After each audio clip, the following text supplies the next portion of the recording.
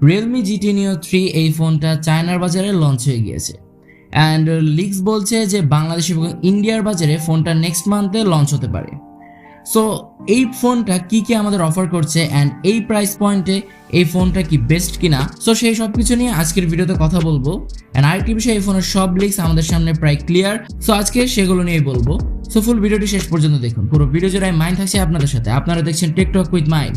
Video শুরু হওয়ার আগে যারা এখন আমাদের চ্যানেলটি সাবস্ক্রাইব করেনি তারা এখনই সাবস্ক্রাইব করে পাশে থাকা বেল আইকনটি প্রেস করে দিন। সো ফার্স্ট অফ অল যদি লুকস অ্যান্ড বিল্ড কোয়ালিটি নিয়ে কথা বলি, তার আগে বলে নিই এই ফোনটা বিদেশে যেই প্রাইসে লঞ্চ হয়েছে সেটা যদি আমরা বাংলাদেশি টাকায় কনভার্ট করি সেক্ষেত্রে প্রাইস আসে 27,500 টাকা। অ্যান্ড বাংলাদেশে আসলে হয়তো এটা 30,000 টাকার মধ্যেই প্রাইসটা থাকবে আশা করা যায়। তো বলে নিই এই ফোনটার লুকস দেখে ফার্স্টে আমার কাছে Realme GT Neo 2 এই ফোনটার কথাই মনে পড়েছে, অনেকটাই সেম মডেল, বাট এটার পিছনে যে রেসিং একটা মডেল রয়েছে অর্থাৎ ক্যামেরা মডিউল বরাবর দুটো ডাক, এটা আমার কাছে অনেকটা ইন্টারেস্টিং লেগেছে। আপনাদের কাছে কেমন লেগেছে সেটা অবশ্যই কমেন্ট সেকশনে জানিয়ে দেবেন।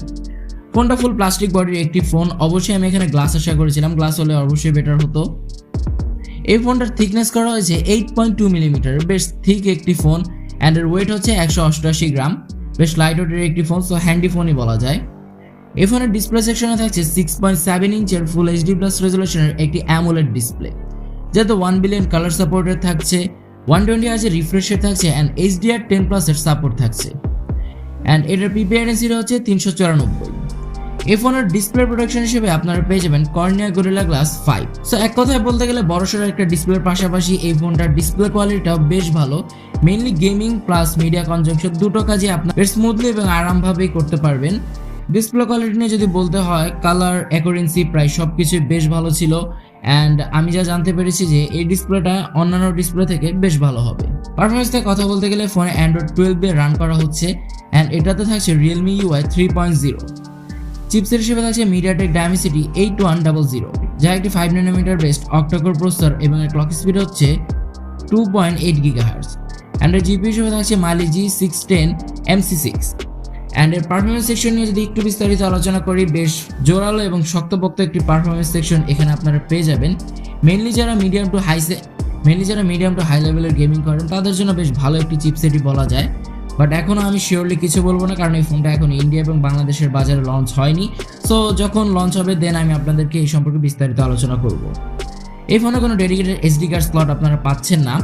এই ফোনের বেস্ট ভ্যারিয়েন্ট হচ্ছে 6GB র্যাম 128GB রোম, যার র্যাম টাইপ হচ্ছে LPDDR5 এবং এটার স্টোরেজ সলিউশন হচ্ছে UFS 3.1। সো সব কিছুই বেশ আপগ্রেডেবল পেয়ে যাচ্ছেন। ক্যামেরা নিয়ে কথা বলতে গেলে থাকছে ট্রিপল ক্যামেরা সেটআপ, যার মেইন ক্যামেরা হিসেবে থাকছে 50 মেগাপিক্সেলের একটি মেইন শুটার অ্যান্ড এটাতে কিন্তু ওআইএস এর সাপোর্ট থাকছে, 8 মেগাপিক্সেলের একটি আলট্রা ওয়াইড ক্যামেরা এবং 2 মেগাপিক্সেলের একটি ম্যাক্রো শুটার। এই প্রাইস পয়েন্টে 2 মেগাপিক্সেল না দিয়ে 5 মেগাপিক্সেলের সেন্সর দিলে বেটার হতো। তো যাই হোক, যারা ক্যামেরা লাভার রয়েছেন তাদের জন্য এই ফোনটা অবশ্যই ভালো হবে। ইনফ্যাক্ট যে শেকি ভাবটা থাকে সেটা হয়তো আপনি এই ফোনের ভিডিও রেকর্ডিং এর ক্ষেত্রে লক্ষ্য করবেন না। সবথেকে ভালো বিষয়, এটা দিয়ে আপনারা 4K 60 FPS পর্যন্ত রেকর্ড করতে পারবেন, যেটাতে জাইরো ইএসও থাকছে। সবকিছু মিলে আমার কাছে ক্যামেরা প্যানেলটা বেশ ভালো লেগেছে। ফ্রন্টে আসলে আপনারা পেয়ে যাবেন 16 মেগাপিক্সেলের একটি সেলফি ক্যামেরা, যেটাতে আপনারা শুধুমাত্র 1080p 30 fps এ রেকর্ড করতে পারবেন। 60 fps টা আমি আশা করেছিলাম অ্যান্ড ফ্রন্ট ক্যামেরাতে আপনারা জাইরো ইএস এর সাপোর্ট পাচ্ছেন। সো মেইনলি যারা ব্লগিং করেন ফ্রন্ট ক্যামেরা দিয়ে তাদের জন্য বেশ ভালো হবে। এই ফোনে থাকছে ডুয়াল স্টেরিও স্পিকার, যেটা সাউন্ড কোয়ালিটিটা আশা করা যায় বেশ ভালো হবে। ফোনের আরেকটি ভালো বিষয়, ফোনে থাকছে ইন ডিসপ্লে ফিঙ্গারপ্রিন্ট সেন্সর, যেটা বেশ ফাস্ট অ্যান্ড অ্যাকুরেট হবে বলেই আশা করা যায়। এবার যদি আমরা ব্যাটারি ব্যাকআপ নিয়ে কথা বলি, তার আগে বলিনি এই ফোনটার দুটো ভ্যারিয়েন্ট রয়েছে। একটি ভ্যারিয়েন্টে 5000 mAh ব্যাটারি ব্যাকআপ থাকছে, যেটাকে চার্জ দেওয়ার জন্য আপনারা 80 ওয়াটের চার্জার পেয়ে যাচ্ছেন। অ্যান্ড আরেকটি যে ভ্যারিয়েন্ট রয়েছে সেটাতে 4500 mAh ব্যাটারি ব্যাকআপ থাকছে অ্যান্ড এটাকে চার্জ দেওয়ার জন্য সবথেকে আকর্ষণীয় বিষয় 150 ওয়াটের ফাস্ট চার্জার থাকছে, যেটাতে আপনারা শুধুমাত্র 50% চার্জ 5 মিনিটে কমপ্লিট করতে পারবেন। সো বেশ ফাস্টলি আপনার ফোনটা চার্জ করতে পারবেন, যেটা এই ফোনের সব থেকে মূল আকর্ষণ। এই ফোনে 3টি কালার ভ্যারিয়েন্ট রয়েছে, ব্ল্যাক, ব্লু এবং সিলভার।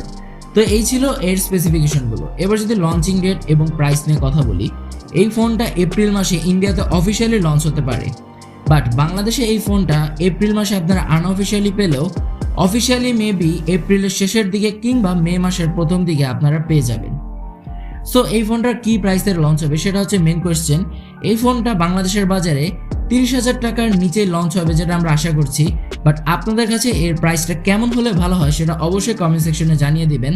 অ্যান্ড ইন্ডিয়ান মার্কেটে এই ফোনটা 25,000 টাকার আশেপাশেই লঞ্চ হবে। তো এরকম একটা প্রাইস পয়েন্ট আমার কাছে ফোনটা একেবারেই খারাপ লাগে না, বেশ ভালো লেগেছে। অ্যান্ড এই প্রাইস রেঞ্জে অবশ্যই এটা বেস্ট একটা ফোন।